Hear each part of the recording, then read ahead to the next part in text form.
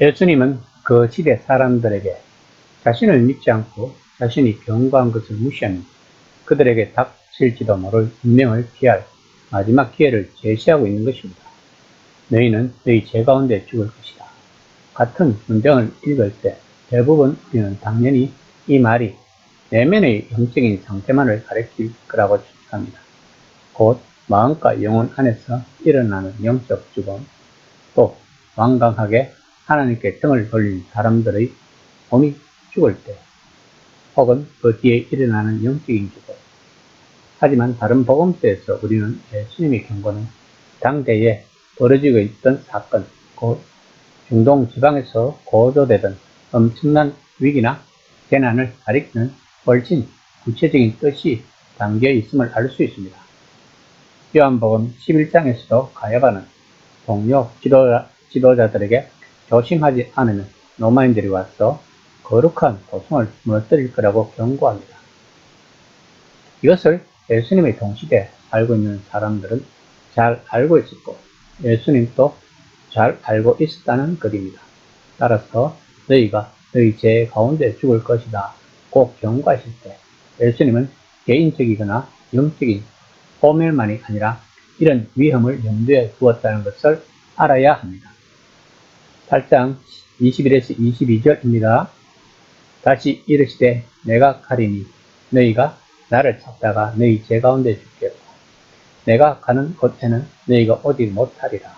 유대인들이 이르되 그가 말하기를 내가 가는 곳에는 너희가 오지 못하리라 하니 그가 자기를 하려는가. 예수님은 지금 십자가의 고난을 당하신 후 부활승천하여 본래 오셨던 곳으로 돌아가시는 것을 말하고 있는 것입니다. 그러나 이 말을 들은 유대인들은 예수님이 무슨 말씀을 하시는지 전혀 알지 못하는 것입니다. 그래서 그들은 예수님이 자살이라도 하겠다는 것인가로 알아들었던 것입니다. 유대인들에게 있어서 스스로 목숨을 끊는다는 것은 큰 수치였고 지옥으로 떨어지는 길이라고 생각했다고 합니다. 그러나 요한복음을 읽는 첫 독자들은 예수님이 지금 무슨 말씀을 하고 있는지를 잘 알고 있을 것입니다. 그것은 바로 예루살렘의 멸망과 더불어 이스라엘 백성들의 죽음과 고난을 이야기하고 있다는 것입니다. 8장 23에서 24절입니다. 예수께서 이르시되 너희는 아래에서 낳고 나는 위에서 낳으며 너희는 이 세상에 속하였고 나는 이 세상에 속하지 아니하였느니라. 그러므로 내가 너희에게 말하기를 너희가 너희 죄 가운데 죽으리라 하였노라. 너희가 만일 내가 그인 줄 믿지 아니하면 너희 죄 가운데서 죽으리라. 아담이 타락한 후 모든 인간은 죄의 근세에 놓였으며 죄로 말미암아 죽을 수밖에 없게 되었다고 성경은 로마서 5장 12절에서 말하고 있습니다. 즉 인간은 세상 권세의 지배를 받고 있다는 것입니다. 이것이 아래에서 태어난 인간의 한계인 것입니다. 그러나 예수님은 자신은 위에서 나셨다고 합니다. 이 말은 무슨 뜻일까요? 하나님이 통치하시는 하나님 나라에서 오셨다는 것입니다. 그러면서 예수님은 대안을 제시하십니다. 예수님이 이스라엘과 세상을 구원하러 하나님이 보내신 메시아를 믿기만 한다면 그들은 예수님을 따라서 폐허에 뛰어들지 않아도 된다는 것입니다. 실제로 예수님을 따르는 사람들은 1차 유대 전쟁 때 로마 황제가 서로 죽이고 죽는 혼란의 틈을 타서 요단강 건너 펠라라는 곳으로 피신하여 죽음을 면하였다고 합니다. 요한복음을 읽는 첫 독자들은 1차 유대 전쟁을 겪었거나 그 사실을 아는 사람들이라는 것을 우리는 염두에 두어야 한다는 것입니다.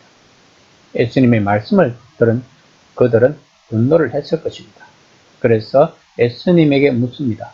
도대체 너는 누구냐고. 예수님은 자기를 보내신 이가 참되시며 자신은 그에게 들은 그것을 세상에 전한다고 해도 그들은 하나님을 가리키는 줄을 알지 못했다고 성경은 말하고 있습니다. 8장 28에서 29절입니다. 이에 예수께서 이르시되 너희가 인자를 든 후에 내가 그인 줄 알고 또 내가 스스로 아무것도 하지 아니하고 오직 아버지께서 가르치신 대로 이런 것을 말하는 줄로 알리라. 나를 보내신 이가 나와 함께 하시도다. 나는 항상 그가 기뻐하시는 일을 행함으로 나를 혼자 두지 아니하시느니라. 예수님은 자신의 죽음을 애고하고 있는 것입니다. 그러나 너희가 인자를 든 후에 란 말은 이방인 로마인의 손에 그분이 처형되는 과정에서 적어도 유대 사람들이나 그들의 통치자와 지도자들이 상당한 책임을 지게 될 것이라는 뜻입니다. 이들은 하나님의 백성인 건 사실이나 그들은 아래에서 왔다는 것입니다. 그들은 예수님이 말씀하시는 하나님을 자기들이 잘 알고 있다고 생각합니다. 그러나 그 하나님과 동일한 분이심을 전혀 이해하지 못하는 것입니다. 이것이 사복음서 전체에서 예수님 이야기의 핵심에 있는 비극인 것입니다. 그리고 다른 모든 것처럼 이 비극은 십자가에서 절정에 다다릅니다. 그리고 예수님이 들려 올려지실 때 비로소 그때에야 모든 것이 분명해진다는 것입니다.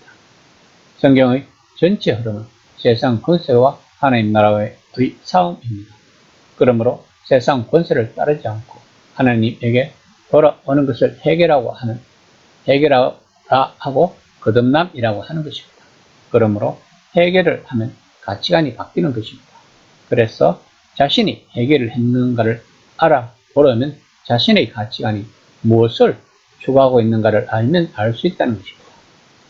이 시간 나는 과연 회개하여 거듭난 백성이 되었는지를 진지하게 한번 생각해보는 시간이 되었으면 합니다.